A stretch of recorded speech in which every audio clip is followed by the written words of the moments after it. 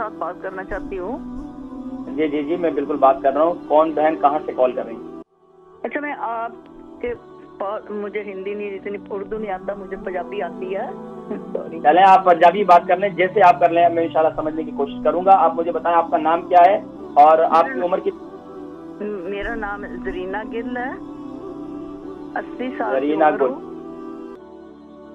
कितने साल की हैं?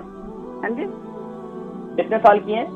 80 साल की, 80 की। अल्हम्दुलिल्लाह। हाँ। और वजन कितना है? वजन 72 है। 72। जल्दी से सवाल कीजिए, 1 मिनट रह गया जी। सवाल क्या है? ऑलराइट। मुझे कफ बहुत है, खांसी बहुत आती, खांसी। खांसी जो है आपको बलगमी है या खुश्क है? नहीं, बल्कि नहीं, सूखी है। जब मैं लेटी थी ना शाम को या रात को, बहुत खांसी जोर से आती है, फिर बैठ जाती हूँ, फिर जोर इतना लगता है। एक दफा तो शुगर है? में ब्लड भी आ गया, खून भी आ गया था नोज में।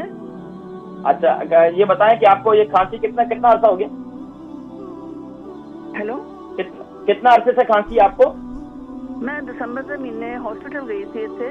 ठीक है, आप प्रोग्राम देखें, मैं जिक्र करता हूँ। बहन गुल, उनकी जो है उम्र 81 है, और बल्कि अम्मा जी हैं, और इनका वजन जो है 72 kg है। खुश खांसी है, बहुत ज़्यादा तंग करती है, रात को सो नहीं सकती हैं, और बेचारी खुश खांसी ज़ाहिरी बात है जब होती है तो इंसान बहुत ज़्यादा तकलीफ में होता है, तो बिल्कुल परेशान होने की जरूरत नहीं है। अगर आपको शुगर है तो कोशिश ये करें कि आप लाजमी तौर पर रात को सोते वक्त और सुबह नहार मुंह आप ले लें 1 चम्मच कलौंजी का तेल, 1 चम्मच जो है आप ले लें शहद, और 1 चम्मच ले लें अदरक का जूस। यानी 1 टीस्पून तीनों चीज लेनी है, अदरक का जूस, कलौंजी का तेल और शहद।